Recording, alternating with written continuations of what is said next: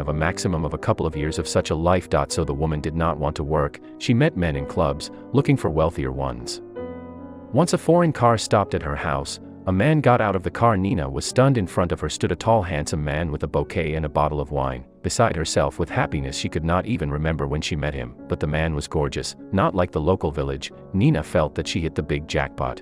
In addition to the fact that the rich man and so also fell head over heels in love, the man did not take care of her for a long time, and she herself tried to force the relationship, hinted that she did not mind if he married her, and now she sits waiting for her fiancé to visit. That's all the details were discussed. She planned to live in the city with her fiancé, but her beauties came not alone. 2 more men came with him. Nina thought about what was happening, and her fiancé roughly sat her on a chair and put papers in front of her. "I think I don't get along with you," he said, grinning, "but I can quite find a common language with your property. What are you?" Nina didn't understand. "And there, dear, that if you want to live, you sign a deed of gift, and to make the choice easier, I brought assistants." The failed groom pointed to his friends, 1 notary, 2 just Vasia. All 3 were large men, and only now Nina saw the danger in her fiancé, but there was no choice. She signed the right decision on paper. The fiancé praised her. "We will help Vasia to resettle you."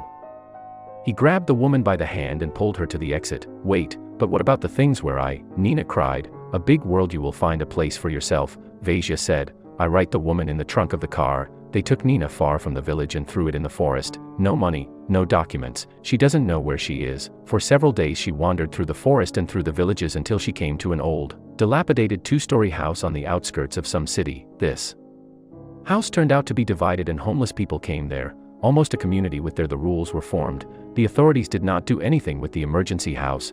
There was no budget for its disposal, and for the homeless there is a good shelter, but you simply cannot get a place there. You need to pay the boss. And they told how you can make money. A woman who used to be arrogant was a simple beggar who earned bread and tribute to the head of the house while standing at the station with an outstretched hand, often visited the local church shelter. They handed out hot food. 15 years have passed since her new life began. 15 years ago she lost husband and got rid of her stepson, but she never found happiness in life. She lived badly until she climbed into an even worse skin, and resigned herself to this life.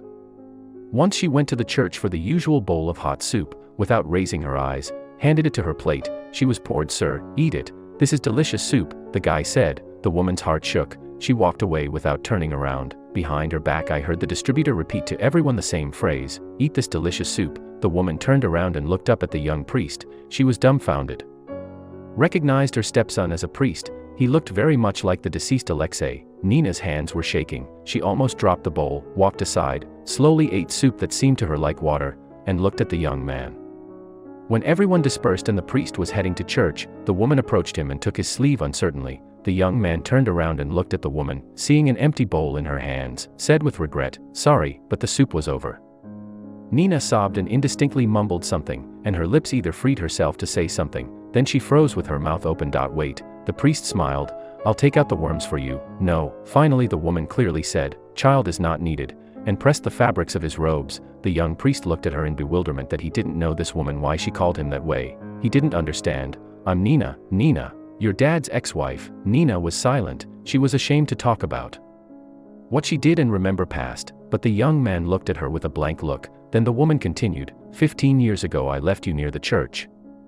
Ivan smiled. He vaguely remembered that time. He was not angry with his stepmother. He was 5 years old, and even at that age he found excuses for the actions of adults. He thought that it was hard for dad and his wife with him. It was hard for him himself without mom, the only person who understood him. All these years he lived at the church, quiet, kind. Ivan found his place here, and the loss of his family is sick thanks to faith in God, an elderly woman in whom nothing remained of the arrogant Nina, and the young priest who remained so as calm and humble as little child. They talked about life for a long time.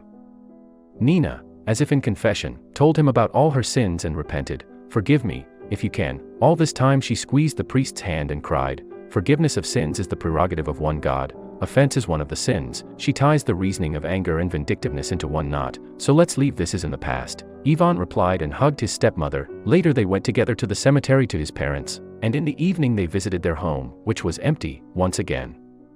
God showed that you will not be happy with not righteous deeds. It did not work out for the new owners, apparently nothing with the house. Ivan silently sat down on the porch. Nina stood outside the gate, not daring to enter the courtyard. The young man very vaguely remembered his childhood, and from the fact that he only remembered the good, warmth of his mother, the smile of his father when he came home from work. He looked at the darkening sky and smiled. Mom always looked at him from heaven.